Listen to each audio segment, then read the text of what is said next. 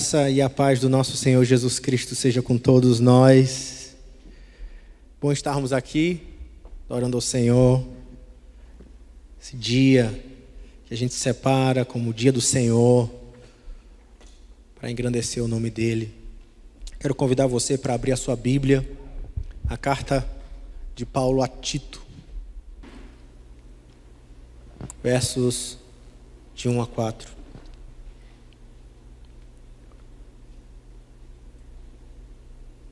Paulo, servo de Deus e apóstolo em Jesus Cristo, para promover a fé que é dos eleitos de Deus e o pleno conhecimento da verdade segundo a piedade, na esperança da vida eterna, que o Deus que não pode mentir prometeu antes dos tempos eternos, e em tempos devidos manifestou a sua palavra mediante a pregação que me foi confiada por mandato de Deus, nosso Salvador. E a Tito, verdadeiro filho segundo a fé comum, graça e paz da parte do nosso Deus Pai e de Cristo Jesus, nosso Salvador. Baixe sua cabeça mais uma vez, vamos orar mais uma vez. Senhor, é na dependência do Teu Espírito que abrimos a nossa palavra, a Tua palavra, a nossa Bíblia, diante do Senhor, como igreja nesse lugar. Porque entramos em oração pedindo que o Senhor fale conosco. Que essa palavra encontre lugar no nosso coração, transformando as nossas vidas, restaurando a nossa história. Que essa palavra, Senhor, possa nos fazer entender o valor do Evangelho, o valor que há no sacrifício de Jesus na cruz e a importância dessa mensagem para que a igreja viva em piedade, em ordem, em santidade diante do Senhor. Nós pedimos, Senhor, que o Senhor possa colocar em nosso coração um amor verdadeiro, genuíno, pela sã doutrina, pela vida santa, pela Tua palavra, pela Tua igreja. Nós pedimos, meu Deus, que o Senhor opere no nosso coração um desejo de compartilhar o Evangelho por toda parte. Nós oramos, meu Deus, que sejamos fiéis à Tua palavra, em nome de Jesus. Amém. Nós estamos começando hoje uma nova série de mensagens. Quando eu estiver pregando, estarei expondo a carta de Paulo a Tito, seu auxiliar, e vamos caminhar ao longo de provavelmente umas 9 mensagens ao longo da carta de Paulo a Tito, e vai ser uma jornada, espero, muito abençoadora para a igreja, onde Deus possa estar falando ao nosso coração, colocando a nossa igreja em ordem, a nossa vida em ordem, a nossa família em ordem, nos ensinando a andar no meio desse mundo e dessa sociedade em ordem, para a glória de Deus. Como promover o crescimento saudável da igreja? É sobre isso que a carta de Tito fala. E muitas pessoas têm tentado encontrar diferentes maneiras de responder essa pergunta nos nossos dias.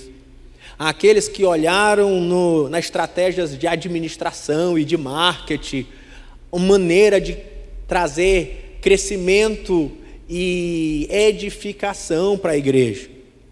Então, começamos a ver na formação do pastor alguém que precisa ser um CEO, versado em administração, em marketing, publicidade, em comunicação, porque isso que são essas as ferramentas necessárias para um crescimento saudável da igreja. Outros têm olhado em ferramentas psicológicas, a ferramenta pastoral da igreja para crescimento saudável. Então, alguns pastores, em vez de se dedicarem ao estudo da palavra, do evangelho e da teologia, têm se dedicado a estudar as técnicas de coaching, psicanálise, psicologia, autoajuda, entre outras dessas questões que têm sua utilidade em seu devido lugar, mas têm olhado nessas as ferramentas necessárias para que ele possa abençoar e edificar a igreja. Mas quando Paulo escreve a Tito, ele está escrevendo uma igreja que também estava pensando em como levar a sua igreja a um crescimento espiritual, mas estava usando ferramentas erradas. Não estava usando a própria estratégia que Deus deu. E a estratégia que Deus deu foi a mensagem do Evangelho. É a mensagem da cruz, a mensagem de Jesus. E a grande mensagem dessa manhã, da introdução à carta de Tito, é: confie na mensagem do Evangelho. Confie na mensagem do Evangelho. Ela é poderosa para botar a igreja em ordem, para salvar os perdidos, para reformar a igreja. Porque aqui nós temos na igreja de Creta, a igreja de Tito, a igreja de Paulo, como você vê no versículo 1, Paulo, né? Você vai olhar no versículo 4 que ele escreveu a Tito, que era um ajudante, um auxiliar, um evangelista, em quem Paulo envia para a igreja de Creta, versículo 5. Ele diz: por essa causa te deixei em Creta, para que pusesse em ordem as coisas restantes. Para que Paulo escreve a Tito, que está em Creta, colocando aquela igreja em ordem. Se ela precisa ser colocada em ordem, é porque ela estava em desordem. E qual era a desordem que aquela igreja estava enfrentando?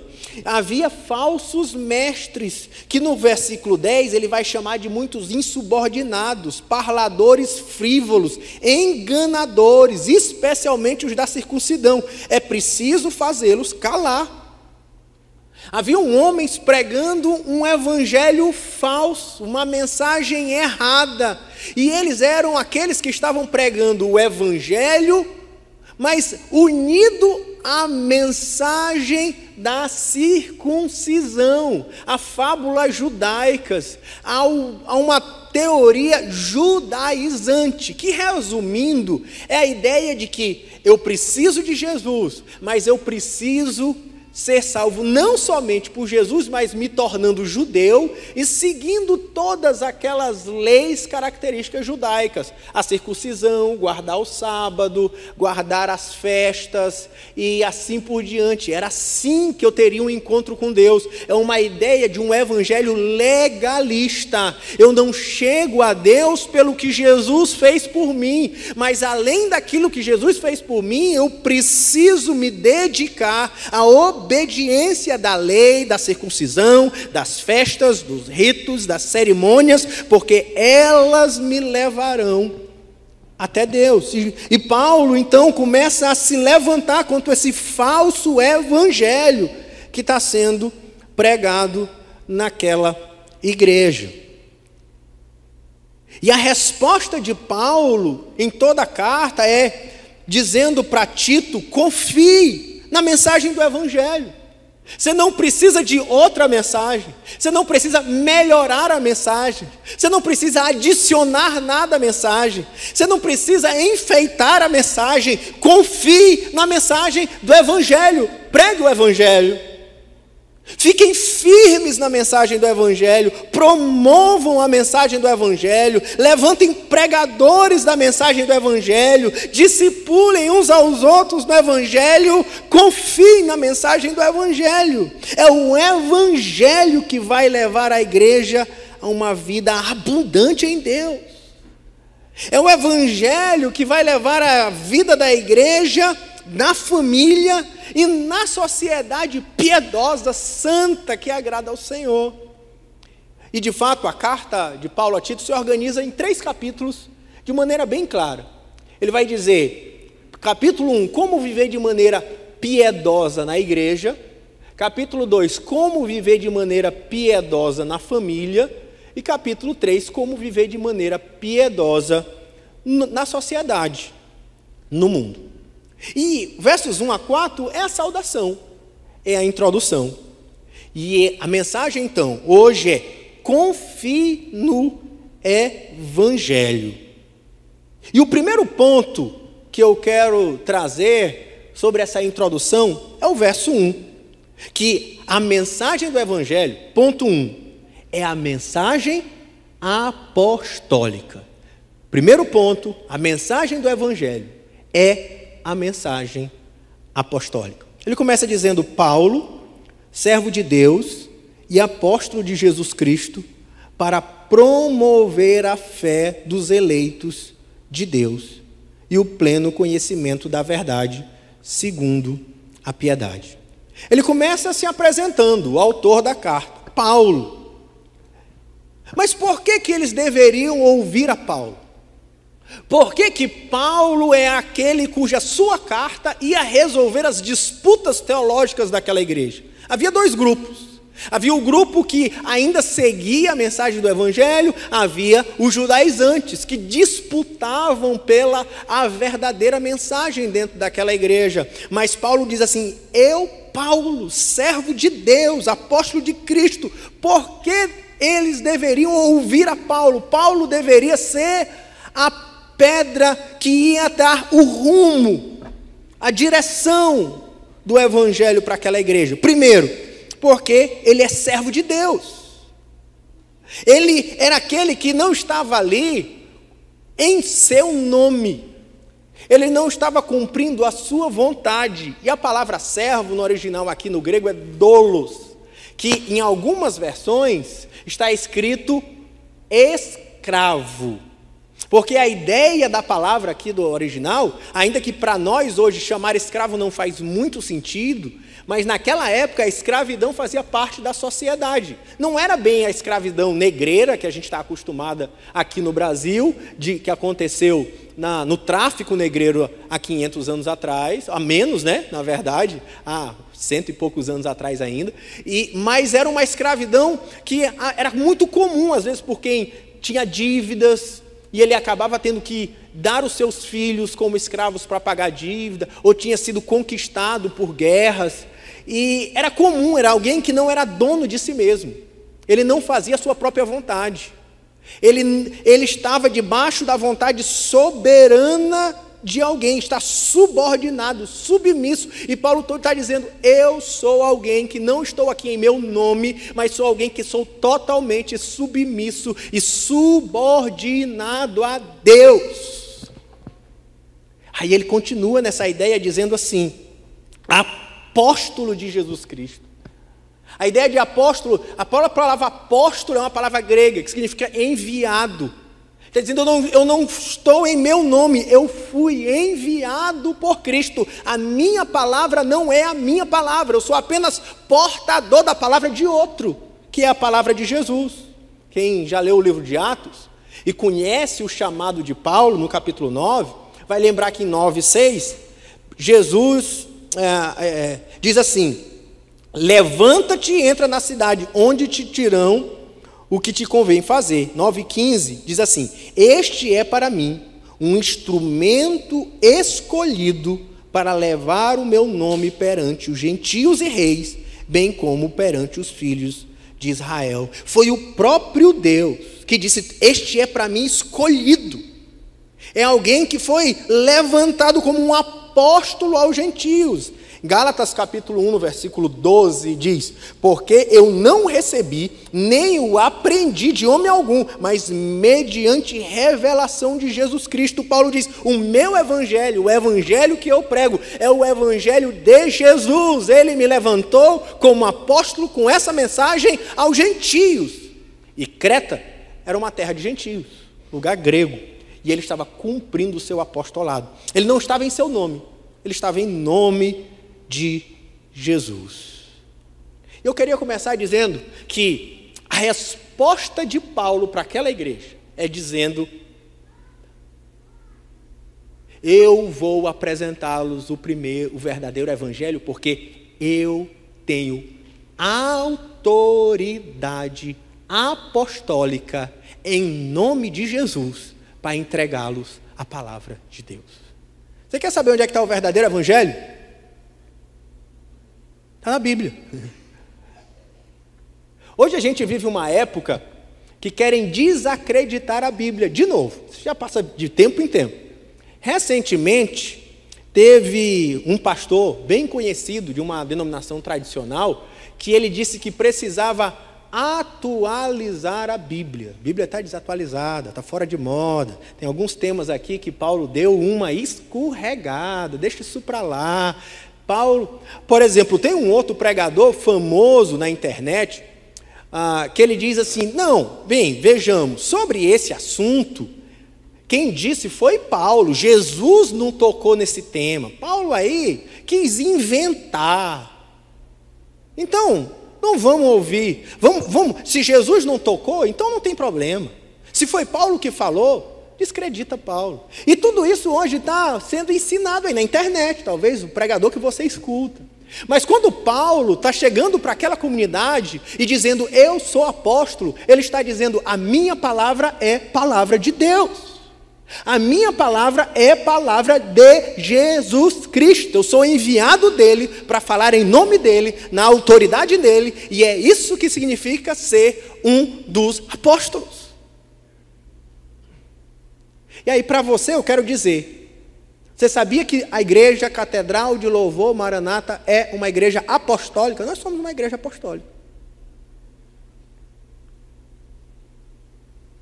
Como assim? Pastor Afonso é o apóstolo, é? É, irmãos? Não. Nós somos uma igreja apostólica porque nós estamos debaixo da doutrina apostólica. Os nossos apóstolos são o mesmo, é Paulo, é Pedro, é Tiago, é João, e por isso somos uma igreja apostólica. A autoridade na igreja está de Jesus Cristo e dos seus mensageiros, os apóstolos. Quando eu prego a palavra aqui, a minha função é apresentar a palavra e a mensagem de Jesus, dos seus profetas e apóstolos. A autoridade é deles. Nós somos mensageiros da sua mensagem. Paulo começa dizendo, eu, Paulo, apóstolo, servo, escravo, está dizendo, a mensagem é a minha, escutem.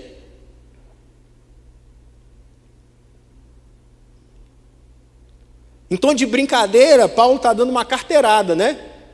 Para decidir a questão, vou dizer para vocês, quem decide sou eu, porque eu sou o apóstolo.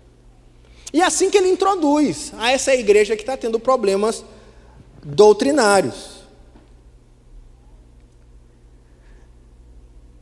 E aí alguns, diante dessa questão, será que a mensagem de Paulo é inspirada ou não? Por exemplo, 2 Timóteo 3,16, é um texto bem conhecido que diz, toda escritura é inspirada por Deus. Vocês lembram? E é útil para o ensino, para a repreensão, para a correção, para a instrução em justiça, para que o homem de Deus seja apto e plenamente preparado para toda boa obra. A ideia de Paulo, quando está escrevendo a Timóteo, ele está falando toda a escritura inspirada por Deus, ele está falando toda a Bíblia, toda a palavra. Especialmente ali, ele está falando do Antigo Testamento. Mas, você pode dizer, então Paulo não é de escritura. Ei, tem um texto muito interessante que diz... 2 Pedro 3, 15 e 16, diz assim, agora é Pedro falando sobre as cartas de Paulo, por exemplo, sobre a carta de Tito. Ele diz assim, tenham em mente que a paciência do nosso Senhor significa salvação, como também o nosso amado irmão Paulo escreveu. Ele está falando das cartas de Paulo, por exemplo, Tito. Com sabedoria que Deus lhe deu, ou seja, inspirado por Deus. Verso 16, ele escreve da mesma forma em todas as suas cartas, falando destes assuntos. No caso, era do Evangelho, da eternidade. Suas cartas contêm algumas coisas difíceis de entender. Olha, até Pedro achava difícil umas coisas, né, irmão? Que a gente tem que estudar, quanto mais nós. E ele diz assim, os quais, ignorantes e instáveis, torcem, que era o que estava acontecendo em Creta, como também fazem nas demais escrituras. Pedro chama a carta de Paulo de Bíblia. Então, irmãos, não tem que ficar, será se eu tenho que ouvir? Não, sobre determinado tema, quem falou foi Paulo, quem falou, não, o próprio Pedro diz, as cartas de Paulo são Bíblia, inspiradas por Deus, sabedoria divina. Então nós não precisamos atualizar a Bíblia, nem dizer que há partes humanas nas considerações, por exemplo, de Paulo, mas somos uma igreja apostólica construída sobre a palavra dos profetas, apóstolos e profetas.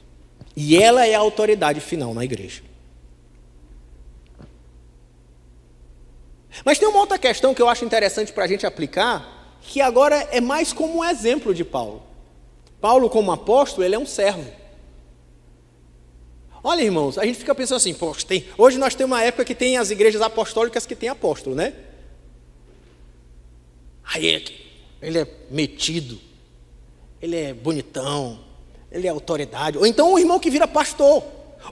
Tem irmão que até vira líder de célula e já fica arrogante, não é não? E Paulo, que é apóstolo, diz: eu sou só um servo. Ou mais, eu sou um escravo. Ou mais, eu nem estou falando em meu nome, eu estou aqui só para falar a palavra de Deus.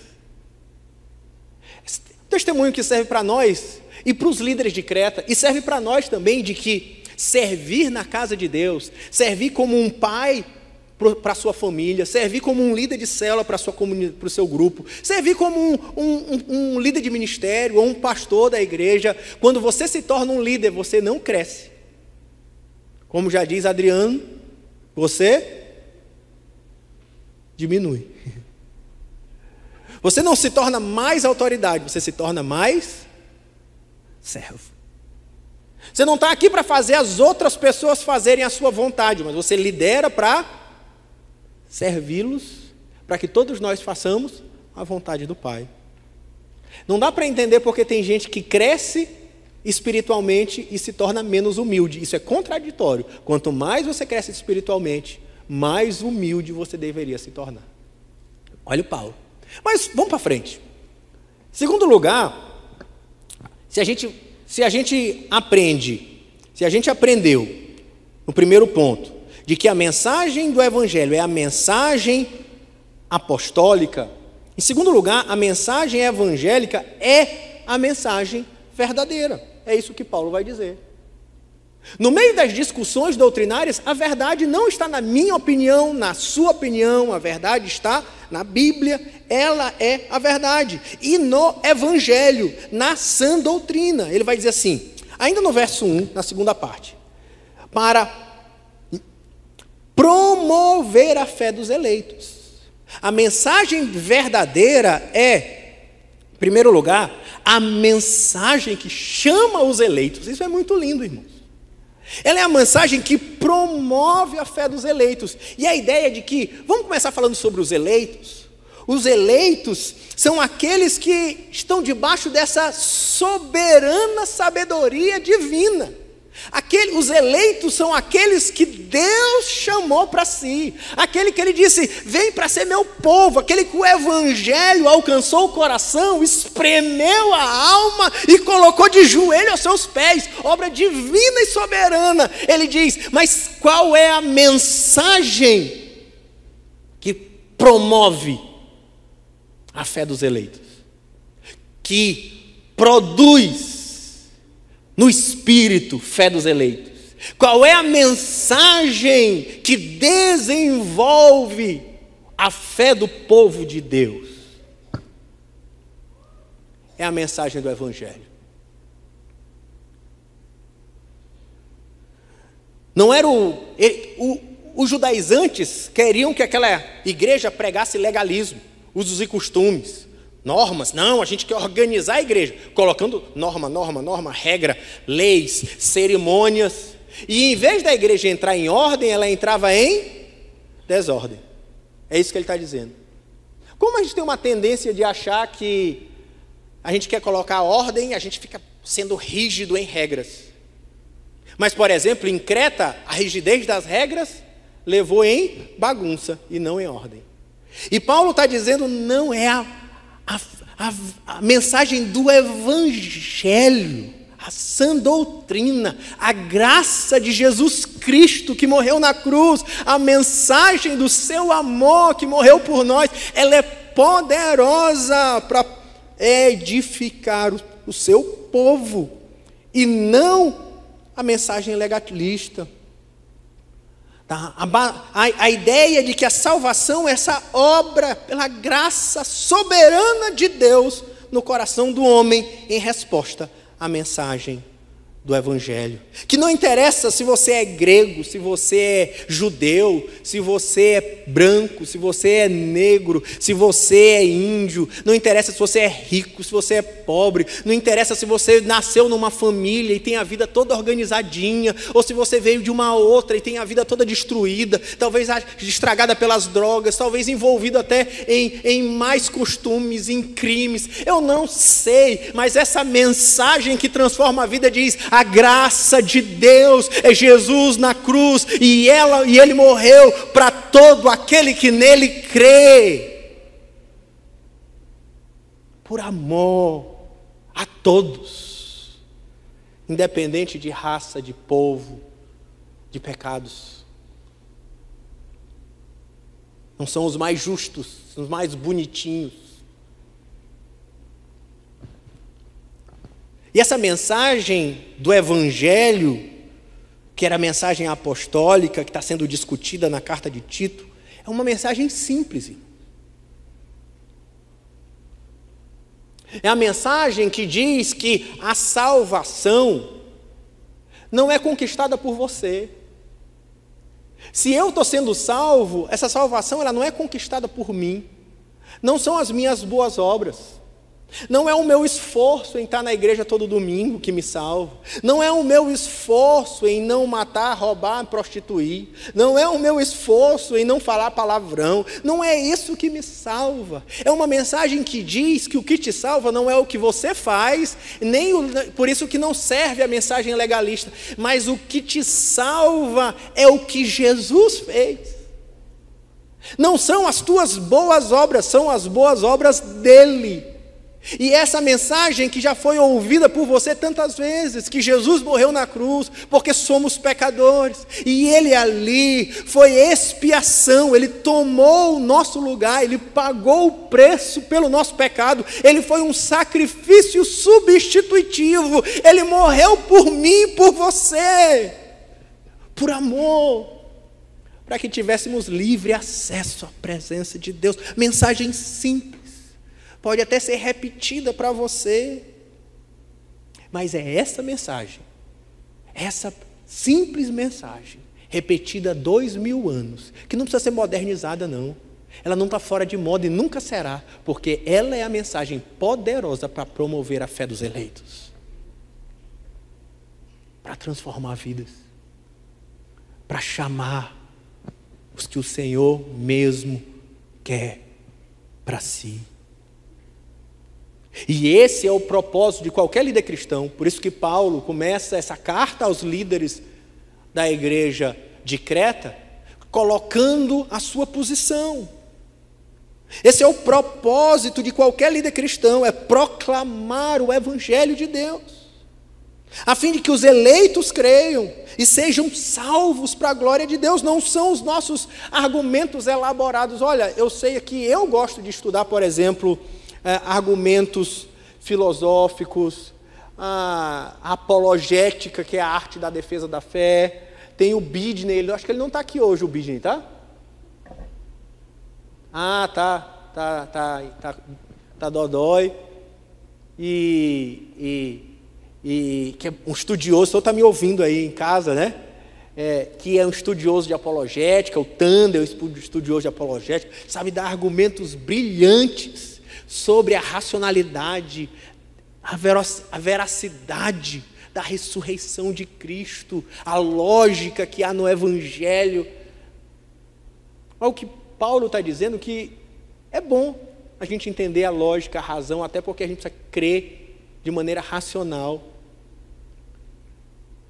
Mas o que desperta ou promove ou chama a nossa fé não é argumentos, é a mensagem da cruz. Por isso, confie na mensagem do Evangelho. Confie na mensagem do Evangelho. É a verdade do Evangelho, é a mensagem de Cristo, do seu amor, do seu sacrifício, da sua ressurreição, do seu chamado aos pecadores, dizendo: vem, como diz: vinde a mim, vós que estáis cansados e sobrecarregados, e eu vos aliviarei. Tomai sobre mim do meu jugo, que é leve e suave, e alcançarei descanso para a vossa alma. Vem, é essa a mensagem. Jesus é a verdade, e essa mensagem, ela agora está promovendo a fé da igreja.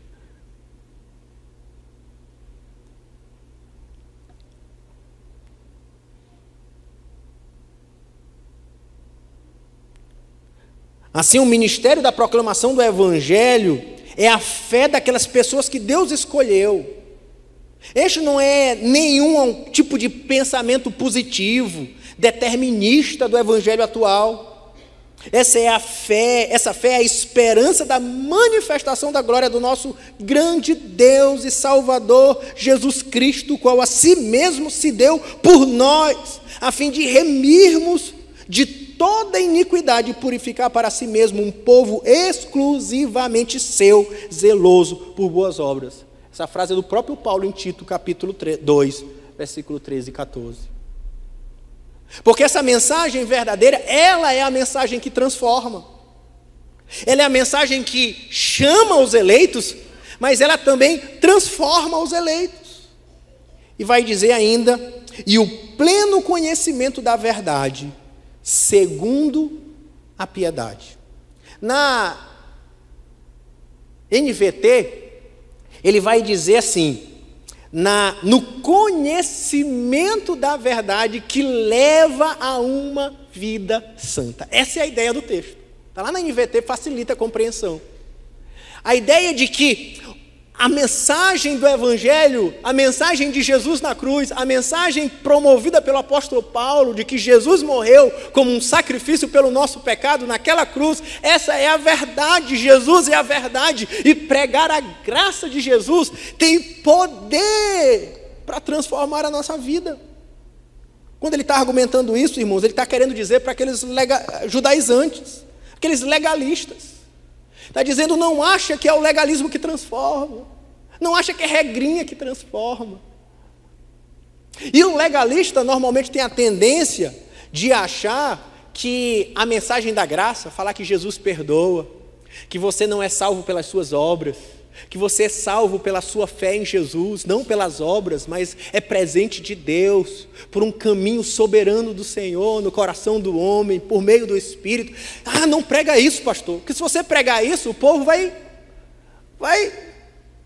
se escangalhar, se Deus é de perdão, o povo vai pecar mesmo, não diz isso não, o povo vai viver de qualquer maneira. E Paulo está dizendo: não, pelo contrário, quando a mensagem do Evangelho é pregado, a mensagem de Jesus na cruz, da graça do Senhor Jesus é pregada, ela vai fazer uma obra tal no coração do homem que ele será transformado e a sua vida será santificada.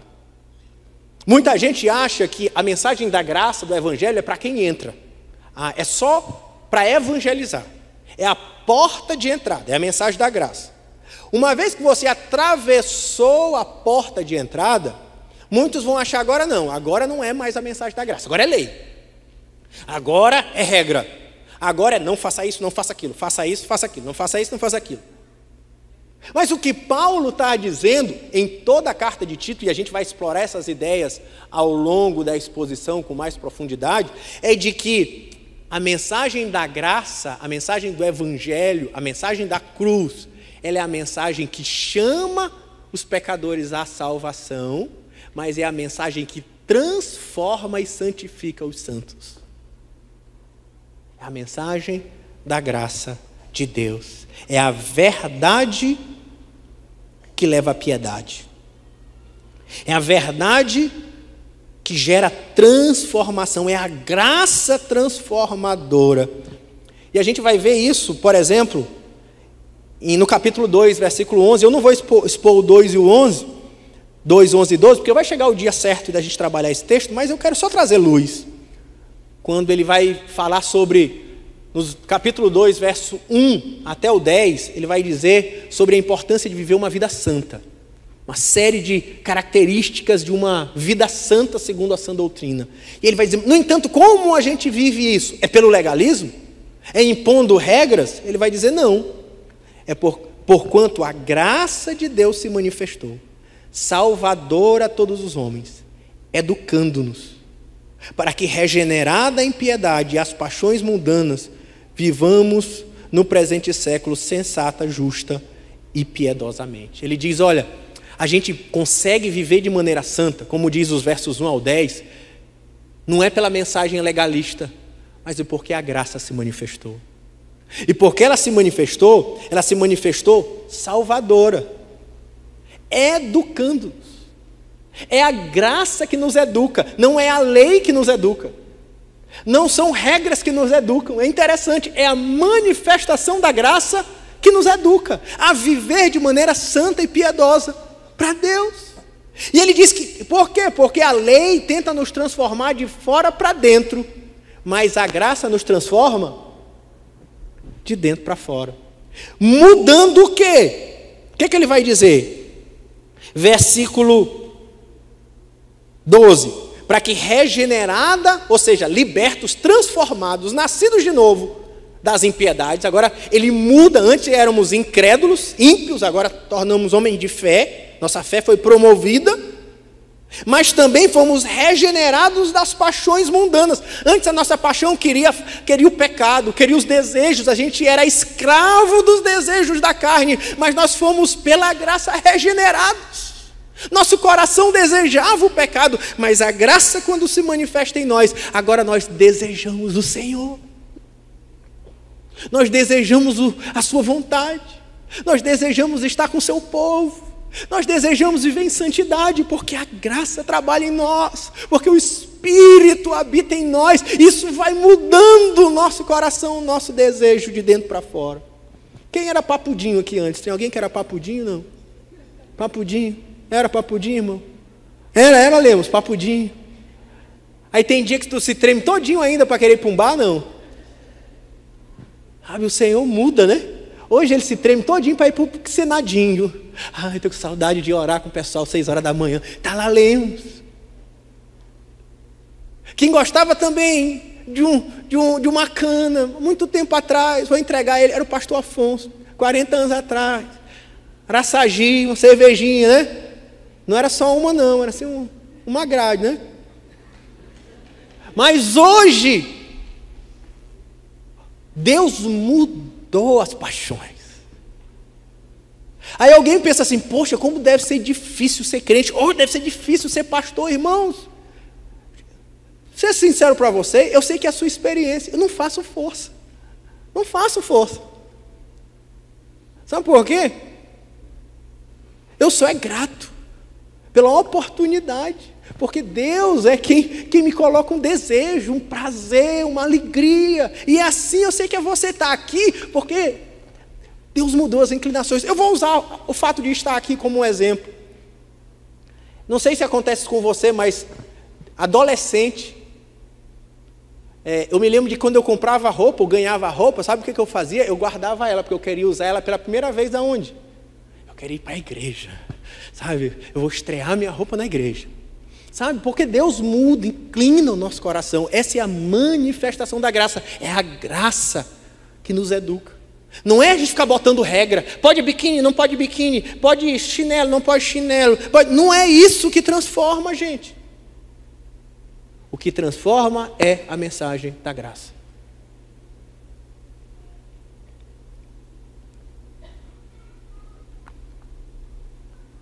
E essa mensagem, no verso 2, é a mensagem da esperança da vida eterna.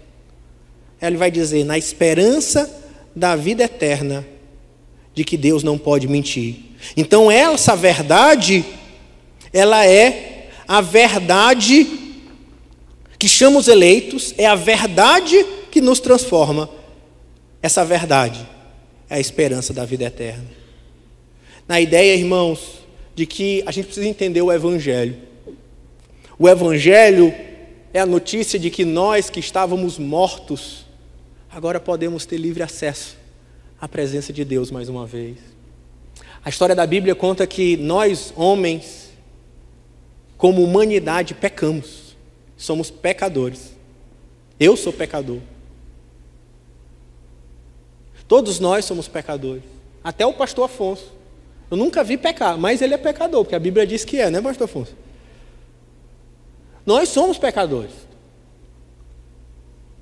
E porque nós somos pecadores, qual é o salário do pecado, irmãos? A morte.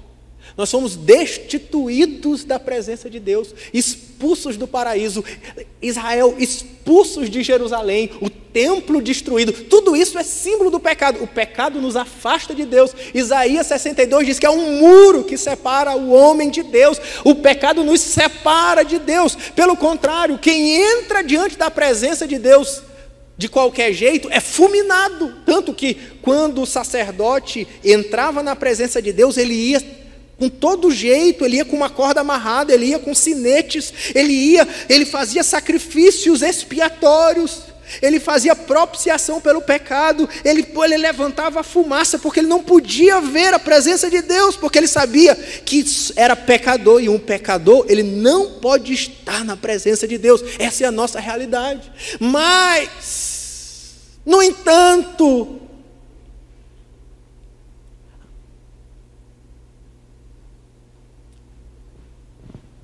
a mensagem do Evangelho é dizer, há uma solução para isso.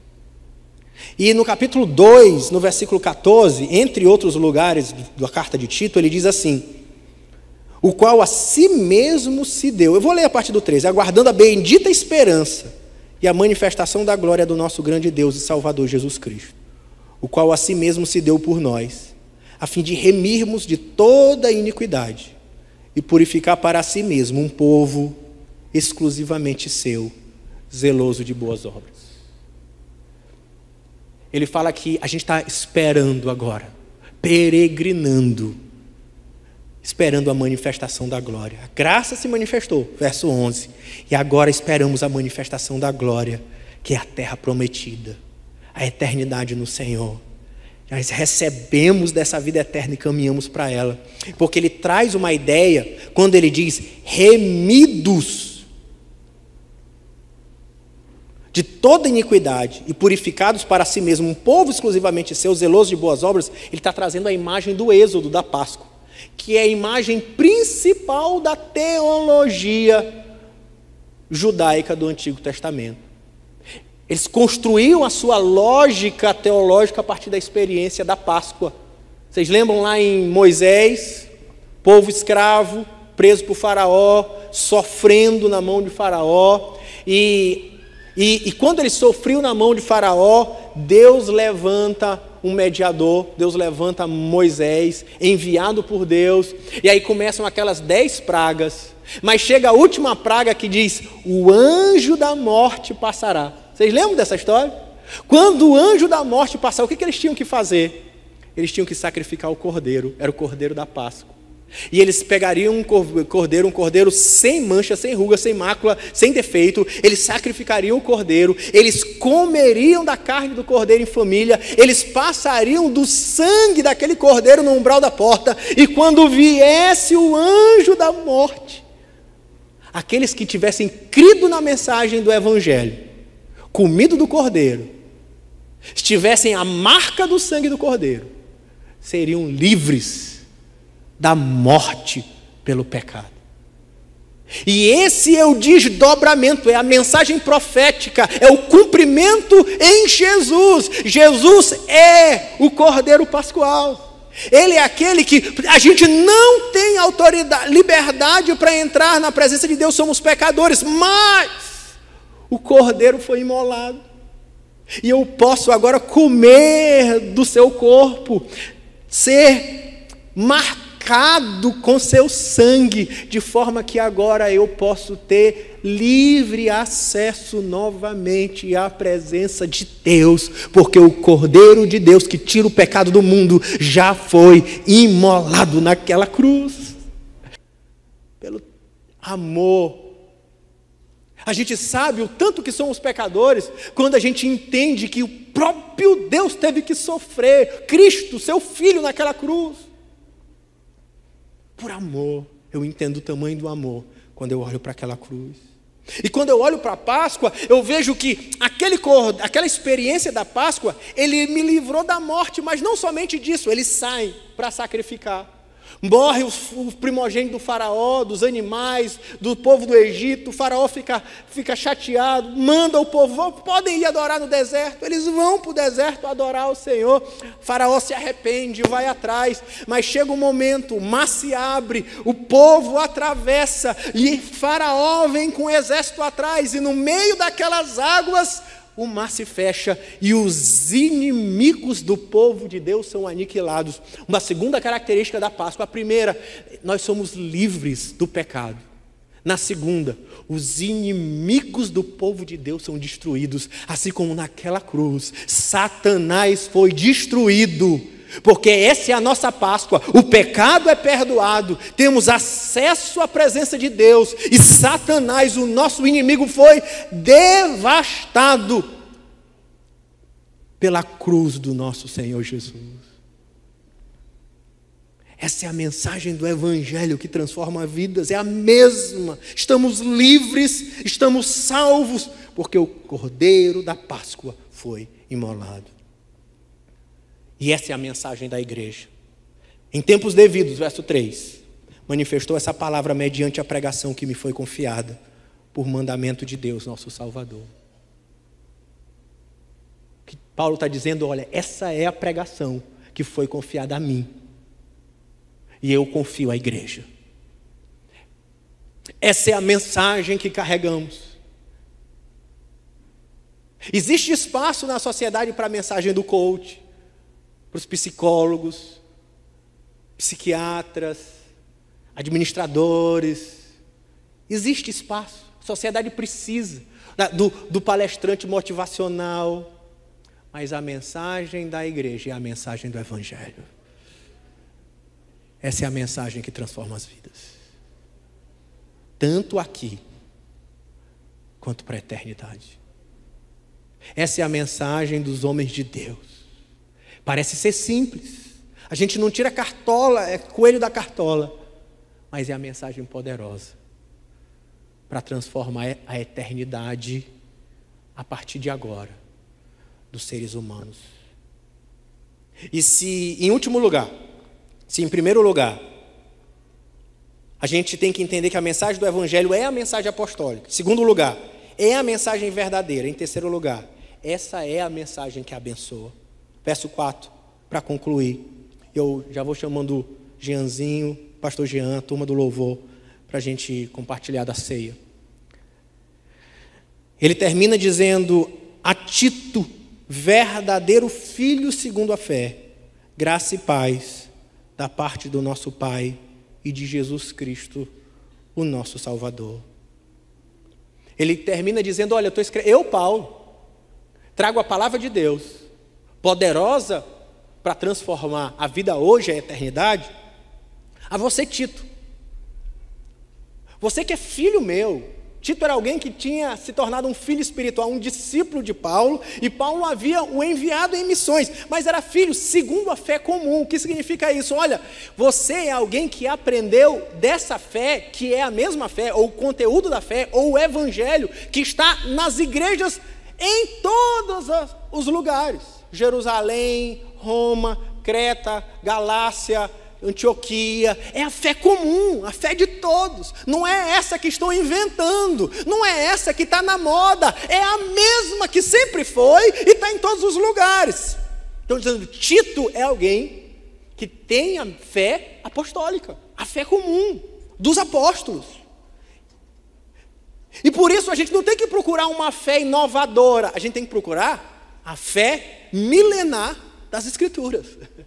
Essa é a genuína. Se tu está vendo alguém tirar coelho da cartola na Bíblia, desconfie. Ele está aprendendo coisa nova 2000 anos depois, de tanta gente estudando. E por fim, é essa mensagem que gera bênção. Ele termina abençoando à igreja de Creta, a Tito: graça e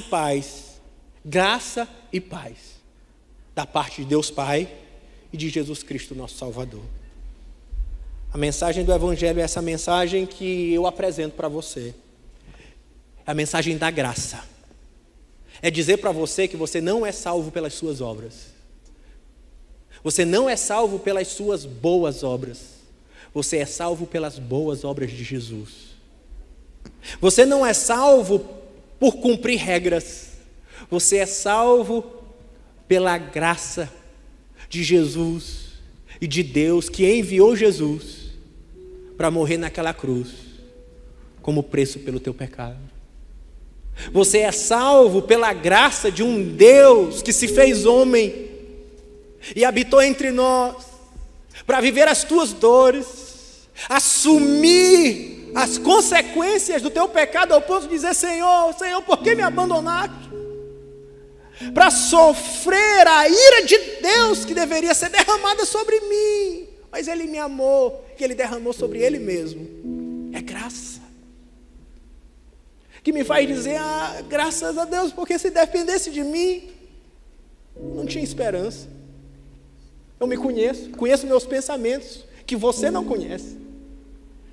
Eu conheço meus sentimentos, que você não conhece. E você sabe os seus, ao ponto de dizer: se dependesse de mim, fulminado eu deveria ser. Mas graças a Deus que foi pela graça.